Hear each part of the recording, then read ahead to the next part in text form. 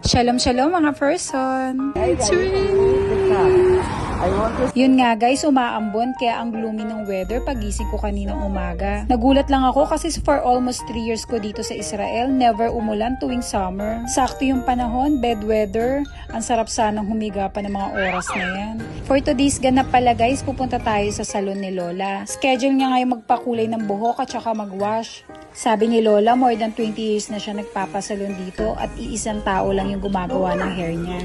Alam niyo bang maalaga talaga sila sa buhok, lalo na yung mga matatanda dito? Bigla tuloy ako napatingin sa buhok ko. Kailan kaya ako magpapaayos ng buhok? Hi! Habang inaantay ko si Lola, hindi na naman ako mapakali. Lahat ng nasa TikTok ko at saka reels ko, napanood ko na. Kaya lumabas na muna ako para magpahangin. Iniwan ko muna si Lola sa loob kasi aabutin yata ng 1.5 hour yung pagkukulay niya ng hair. Ang kulit na ito, tumutubong buhok ko. Sa wakas, tapos na. Mukha namang nagustuhan ni Lola yung hair niya.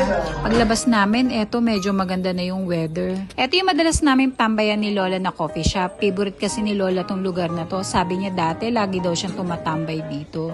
O siya guys, hanggang dito na lang, magkakape lang kami ni Lola. Yom Tov, Toda!